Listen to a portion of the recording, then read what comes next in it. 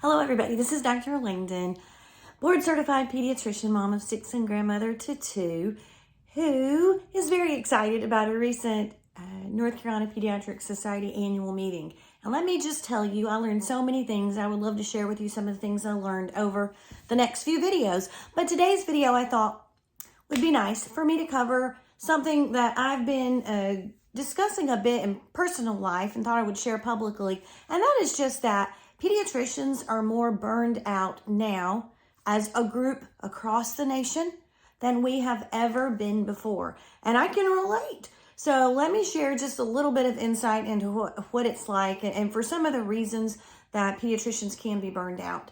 First of all, you guys may not realize this. The medical students do. They've heard it, or people who've just Googled it before, or if you have a pediatrician in your life.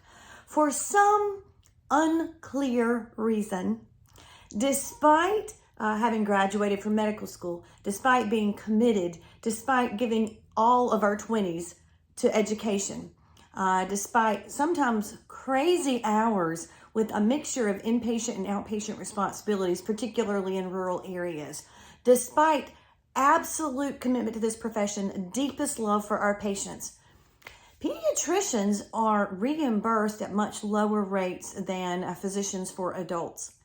Now, the reason it's always been okay with me, honest to goodness, it's never bothered me because I had the sweet, sweet privilege of taking care of children. And I like children better than adults, no offense. And I like taking care of them better. And they have different physiology. They have a different differential diagnoses for how they present, and they get sick fast and they get better fast, and they're precious and they deserve my very best all the time. And I can wake up in the morning and get out of bed to take care of kids. I'm not sure I could have done that for a whole career for adults. So I get it. Kids are better. So we don't get to make as much money as adult doctors, even though sometimes we're smarter. If on average you look at the GPA of students applying to pediatric residencies, as a group, we're relatively smart. Now, we don't have as high of scores as a group, not every single individual. I think I was pretty smart back in the day. I'm old and tired now. But if you compared us to extremely competitive subspecialties, neurosurgery, urology, ortho, even dermatology, radiology, anesthesia, maybe not. But good heavens to Betsy, those guys make 5 times what we make.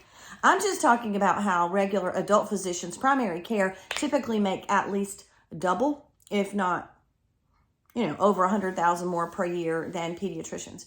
And so we've always just sort of accepted that as that was our choice. We're doing this for the children, not for the money. And we are doing it for the children, obviously, because certainly not doing it for the money. All those rumors about the kickbacks we get from vaccines, they're lies, all lies.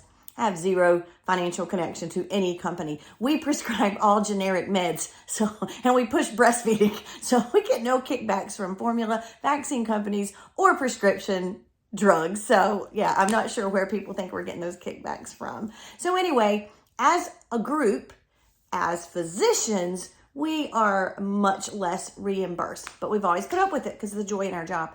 But then with all the long training, often high in debt, same cost to go to medical school, even if you're going to make less once you started your career,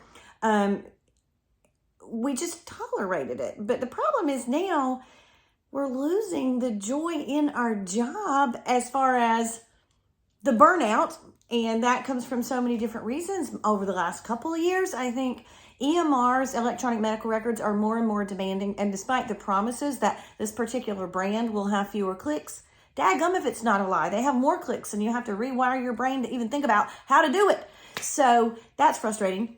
And then, not just in peds, but across the board for all specialists or experts, there's been just this death of expertise. There's a book to that title that talks about how our society has decided to reject people who have PhDs, who've done lab research and bench research for their entire career. For some reason, they're no longer experts and they can just make up whatever crazy crap they want to, and they have equal value on the internet. Their opinion does.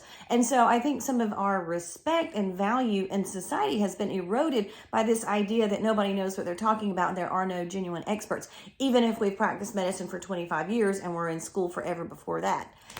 So that's kind of hurt. I think during the pandemic, there was so much of that, so much pushback against science, and physicians represented science. That was painful. It was painful to have my own personal Facebook friends to say, oh, doctors are forging death certificates. multiple people put that online, knowing I was one of their personal friends and one of their Facebook friends.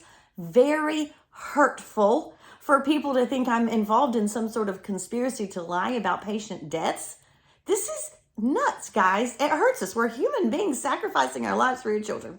Anyway, having the inability to get away from patients and patients being able to contact us electronically 24/7, that leads to burnout. Having patients push back against vaccines when we only want the vaccines to help teach their children's immune system so it can protect them. And because we love their children and we've seen children die of vaccine preventable illnesses, and it makes us passionate. Having parents demand that we see not only their child as a walk-in, but that walk-in sibling as well, and they complain if we're running behind schedule, when the only reason we're running behind schedule is because we altered it to see them and they didn't have appointments. Just very demanding parents over the last few years, and that's been part of the whole culture as well, just that take care of my needs immediately philosophy. Obviously not all parents are this way, or we'd all be burned out long ago and not still be practicing. I'm so blessed where I work and the patients that I see and the parents of my patients. But just in general, people in society are much more demanding, much more rude, less respectful, and things like that. And that really gets to us. So I was trying to tell you guys the reason how to help this burnout, and all I've done is talking about why we're burned out.